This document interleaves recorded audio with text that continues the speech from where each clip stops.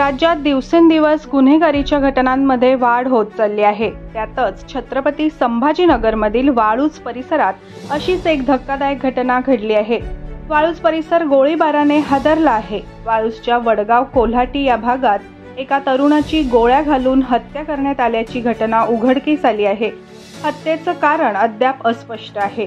Police देखील घटनास्थळी दाखल झाले।